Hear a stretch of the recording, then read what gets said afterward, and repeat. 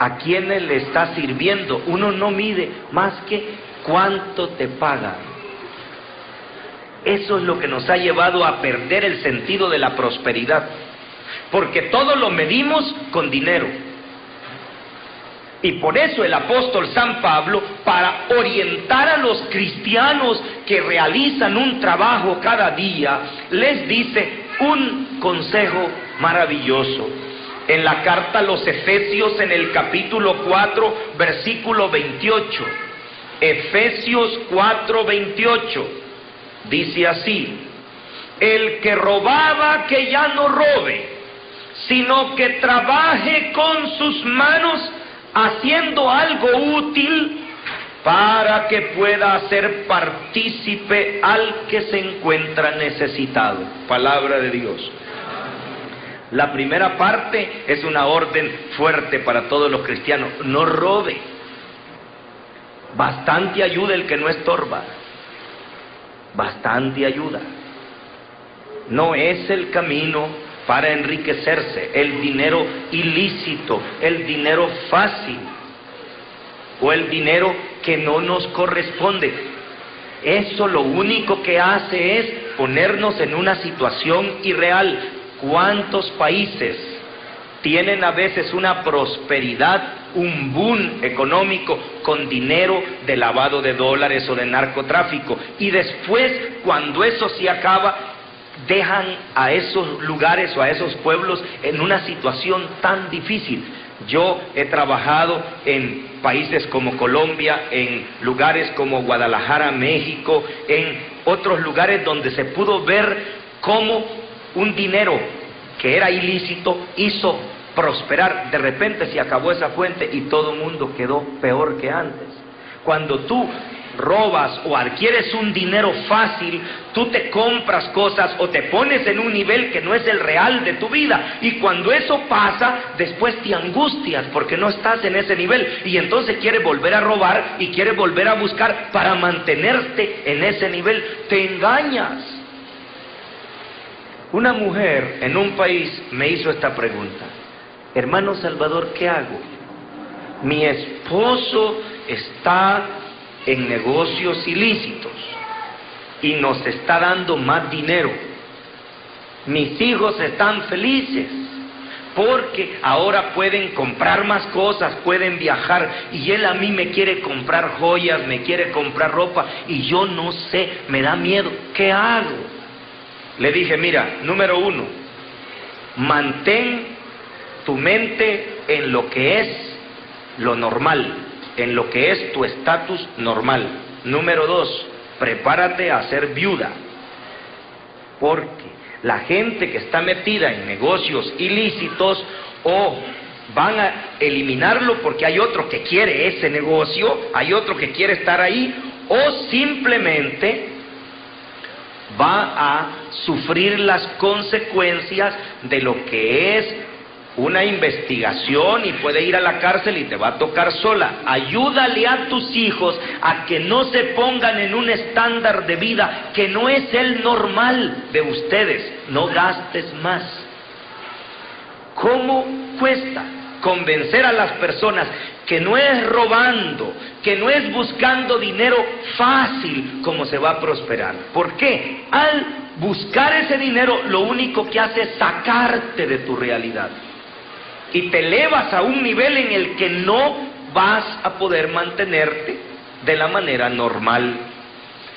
Más o menos lo que le pasa a muchos centroamericanos que van a trabajar a los Estados Unidos y ganan dólares, y cuando regresan para acá y quieren trabajar en nuestros países, sienten que es muy poco lo que les pagan, porque se acostumbraron a adquirir ese salario, y después cuando van a buscar, perdonen lo que voy a decir, pero son casos que yo he tenido que hablar con personas.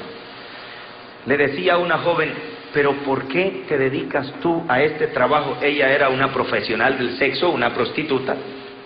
Hermano Salvador, me dice, si lo que a uno le pagan en un mes, yo lo hago por semana en esto, por semana.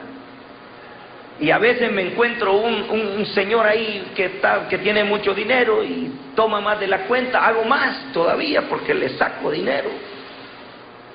Pero ese no es el camino. Estás ilusionada, estás fuera de la realidad. Hermanos, cuando uno tiene la oportunidad de quedarse con un dinero o de hacer algo, una movida ahí, o no tenga pena, déjeme por aquí abajo algo, y yo, simplemente sales de tu realidad. Por eso el consejo de San Pablo es: no roben. Hagan con sus manos algo útil. Aquí empieza la visión positiva. Hagan algo útil. Sientan que lo que están haciendo es útil, no solamente rentable. Si ustedes me preguntan a mí cuánto me van a pagar por estar dando esta conferencia aquí, nada. Al menos no lo sé, ni siquiera sabía con quiénes. Eso lo organizan otros y yo estoy aquí porque sé que lo que estoy haciendo es útil, ayuda a los demás. No es preguntando a ver cuántos van a llegar y son tanto por cabeza. Simplemente sabes que lo que estás haciendo es útil. Y ese es el secreto. Tener una visión. No solamente de que estoy esperando que llegue fin de mes para que me den mi cheque, sino estoy desde aquí construyendo el mundo.